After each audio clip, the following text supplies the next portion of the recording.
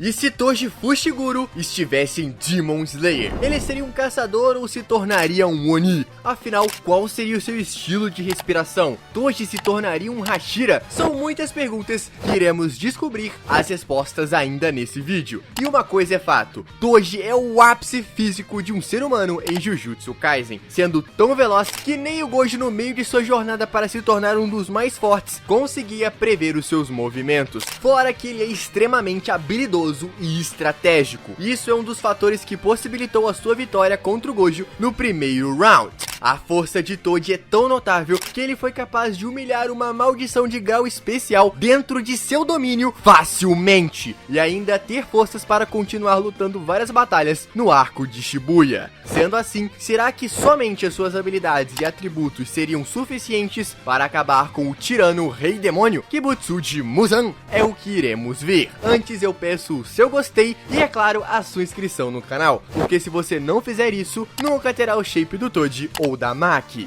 Então, se eu fosse você, eu faria isso agora mesmo. E nesta história, eu farei vários paralelos com a história de Toji. Sendo assim, em um mundo onde Onis rondam à noite, Toji Fushiguro nasceu em um clã de caçadores de Onis. Um clã extremamente rigoroso e habilidoso, assim como o clã Zenin. Toji nasceu com uma grande força dentro de si, porém, ele não era capaz de dominar o estilo de respiração do seu clã. E em meio a vários treinamentos, acabou ganhando uma cicatriz. E este clã não era um simples clã em Demon Slayer, era um clã que era cruel e prezava muito por aqueles que dominavam os estilos de respiração. Toji treinou tanto, mas tanto que acabou ganhando forças sobre-humanas. Ele já era de fato especial, mas graças a esse treinamento rigoroso, fizeram com que ele despertasse uma força que adormecia dentro de si, sem dominar nenhuma respiração. Toji se tornaria um dos humanos mais fortes que já existiram. Ele foi capaz de dominar todos os estilos de luta e esgrima, com diferentes armas e espadas. Só que em um certo dia, Toji decide fugir e renega seu clã, com todo ódio e ressentimento. Ele se apaixona e tem um filho. Ele estaria vivendo uma vida tranquila e feliz,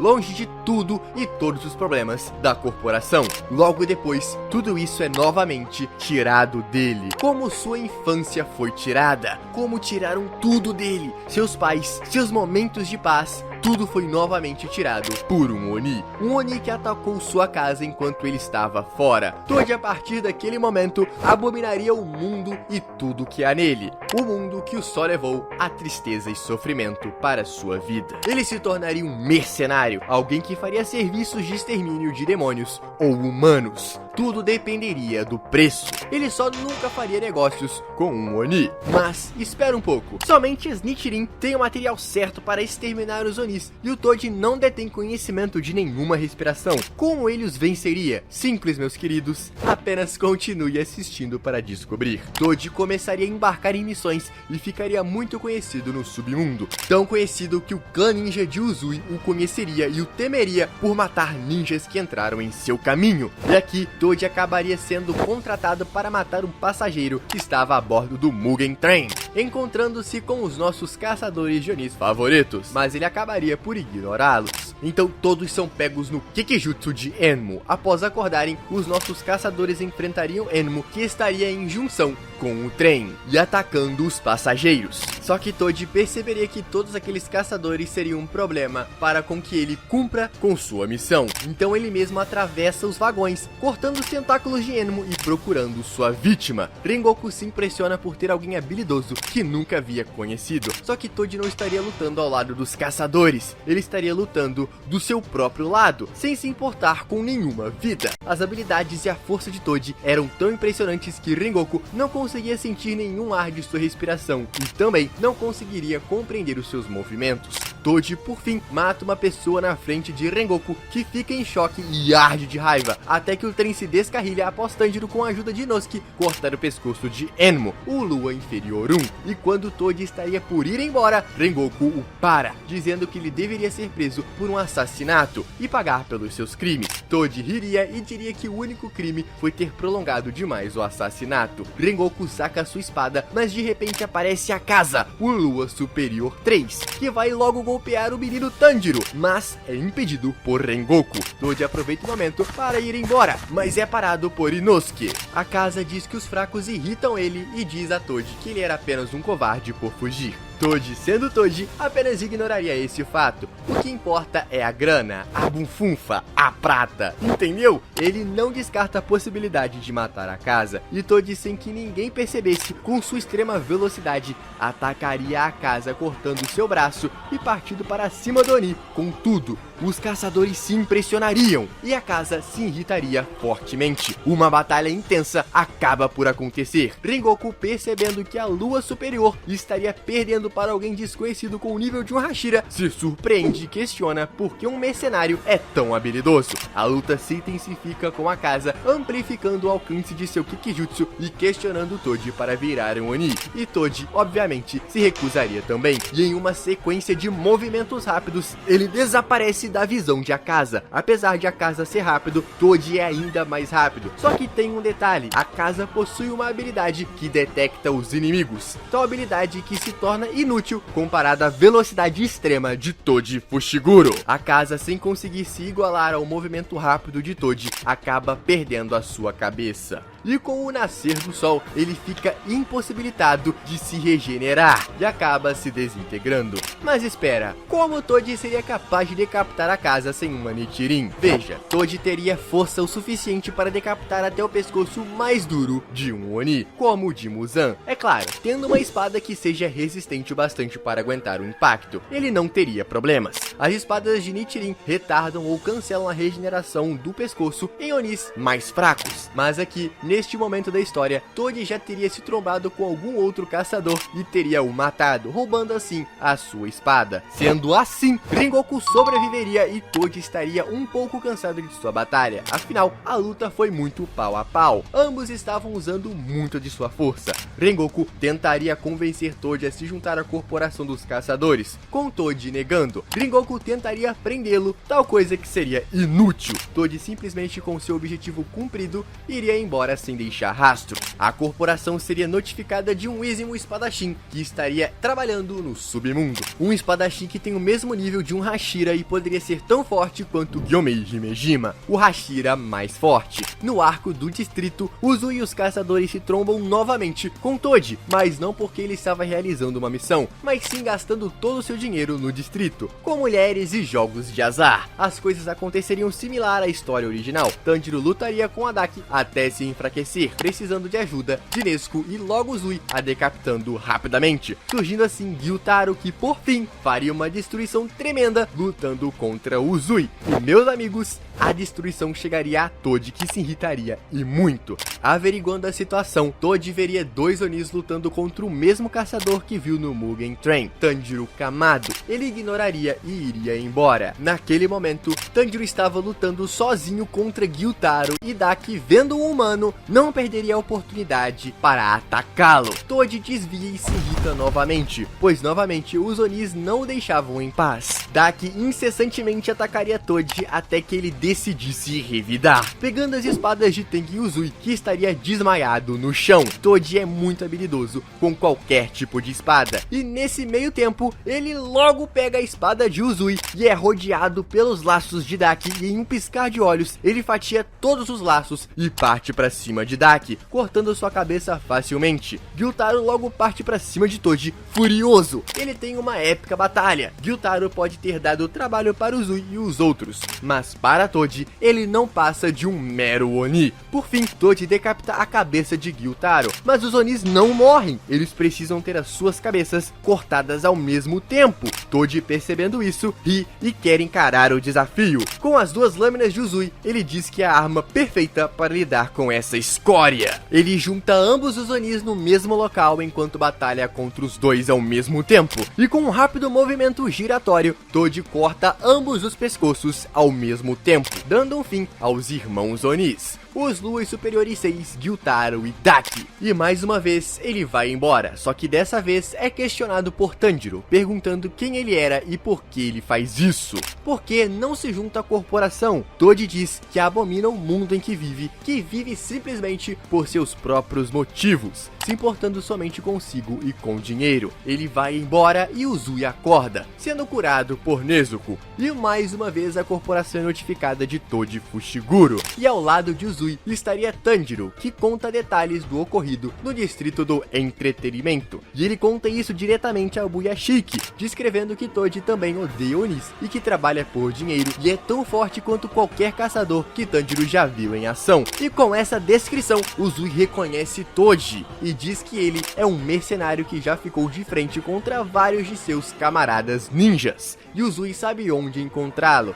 E essa é uma informação muito importante, pois o Buyashiki não pouparia esforços para ir atrás de Toji para recrutá-lo e ele, obviamente, consegue. Afinal, os Hashiras ganham quanto eles quiserem e apesar de Toji não ser considerado um Hashira, ele ainda assim pediria uma fortuna e também pediria por uma arma própria que pudesse usar sem se segurar contra Onis. Com essas condições postas, Toji entraria para a corporação e iria para a Vila dos Ferreiros pegar a sua nova espada. E várias mudanças já aconteceram nessa história. Rengoku está vivo e Tanjiro não despertou a sua marca de caçador na luta contra Gyutaro. Sendo assim, ele não quebraria a sua espada na luta contra Gyutaro e não iria para a Vila dos Ferreiros junto com Toji. E como Muchiro e Mitsuri se sairiam na luta contra as Luas Superiores, que aparecem para atacar a Vila dos Ferreiros. Bem, Toji está lá e mais uma vez uma grande mudança aconteceria. Enquanto espera pela sua espada, a vila é atacada e em seu quarto surge Hantenko, que não é decapitado, é esmagado na base da porrada por Toji. Sim, Toji com um golpe destrói a cabeça de Hantenko e assim surgem novos clones. E sem uma espada consigo, Toji estaria em apuro, certo? Na verdade, não. Muchiro e Genya chegariam para ajudar. E Toji, enquanto luta utilizando somente as mãos, parte os braços de Karaku, o clone do prazer, e rouba o seu leque, mandando todos os clones pelos ares. Sendo assim,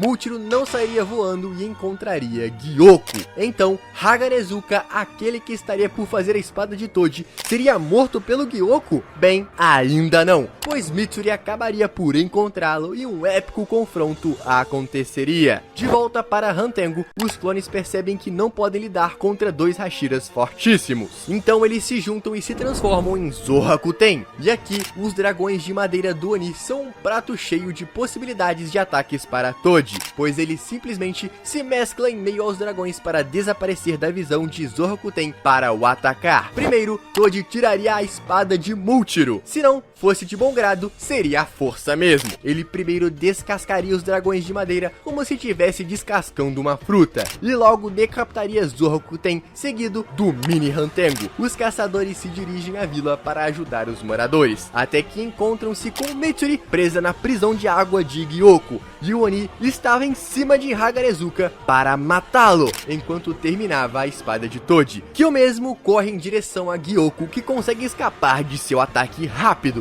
Toji pega sua espada com Haganezuka e devolve a de Tokito. E agora, Toji está com a famosa faquinha do terror, similar àquela que ele usou para derrotar Gojo no primeiro round. Gyoko, sentindo a pressão de Toji, usa sua forma de peixe para atacá-lo, porém não é o suficiente. Ele erra todos os golpes e no final é derrotado por Toji. Nesse ponto, Muzan estaria furioso, porque está perdendo seus Luas Superiores um após o outro, e ainda mais para um caçador de Onis que nem sequer respiração possui. Sabendo disso, ele se dirige à corporação para eliminá-lo de uma vez. Afinal, ele não é nenhum Yorichi, pois sem respiração ele não poderia fazer nada contra ele. Era o que Muzan pensava. Eu sei, sem a Nezuko se tornando imune à luz do sol, Muzan não teria motivos para ir ao encontro dos caçadores. Então por que ele iria eliminar o Toji? Bem, meus amigos, porque eu quero muito ver o Toji contra ele, e eu sei que você também quer. Por isso, prossigamos. Muzan chega à mansão de Kagaya e leva todos para o Castelo Infinito com o intuito de acabar com a corporação de caçadores, ele mesmo.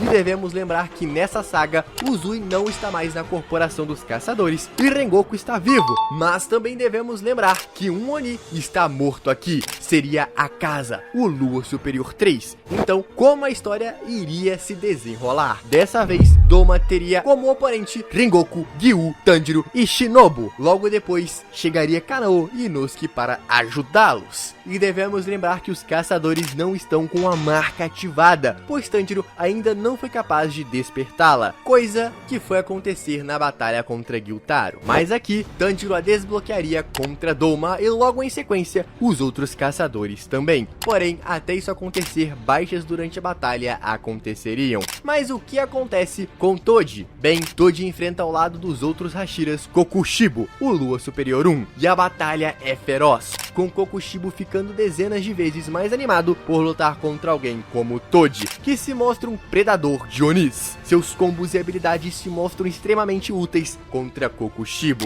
porém Toji aumenta o desafio para Kokushibo. Ele pega por força a arma de Gyomei Himejima, o Hashira da Pedra, e com aquela arma pesadíssima, Toji não perde velocidade contra Kokushibo, e Kokushibo, mesmo com seu Kekijutsu ativado, não consegue acompanhar os movimentos de Toji e é atingido com força dezenas de vezes graças à arma de média distância de Gyomei. Os Hashiras ficam pasmos apenas observando enquanto uma batalha entre monstros acontece. No final, Toji decapita Kokushibo, que acaba por regenerar a sua cabeça e surpreender a todos. No decorrer da batalha, com Kokushibo vendo o monstro que se tornou, admite a sua derrota para Toji e tira sua própria vida. Em direção a Muzan, Toji quer um grande aumento por acabar com a raça do tirano Rei dos Demônios. E Muzan estaria furioso, mirando direto em Toji, que corta todos os seus tentáculos em um piscar de olhos. É como se ele estivesse dominando Muzan, que se surpreende com Toji. Mas o Rei dos Onis continua sendo muito forte e arremessa Toji contra uma parede de pedra. O ataque foi tão poderoso que todos os Hashiras sobreviventes sabem que um ataque daquele jeito acabaria por matá-los.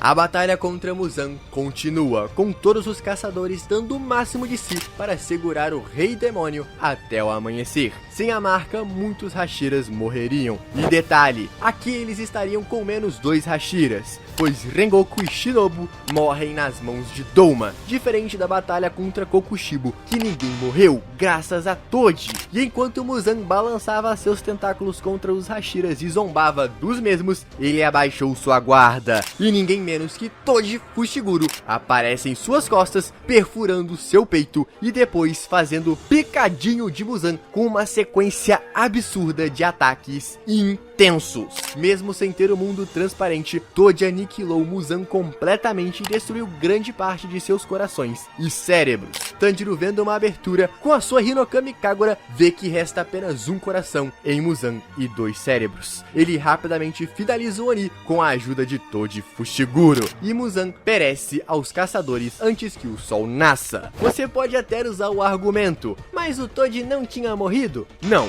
ele não tinha. Eu disse que poderia matá-lo, mas não matou. A resistência desse cara é insana, e devo dizer que graças ao medicamento de Tamayo contra Muzan, ele teria sua regeneração totalmente anulada contra seus órgãos mais importantes. Sendo assim, vitória para os caçadores de Onis, e Toji obviamente ainda seguiria sua vida como um mercenário no submundo após isso. Mas me conta nos comentários, qual o próximo personagem que vocês querem ver no mundo de Demon Slayer? Se você curtiu o vídeo, então usa sua energia amaldiçoada para clicar no botãozão de like aí embaixo e se inscrever no canal para não perder os próximos vídeos. Eu separei esse vídeo aqui que eu tenho certeza que você vai gostar. Clica aqui para assistir, tá esperando o quê? Te vejo lá, otaku!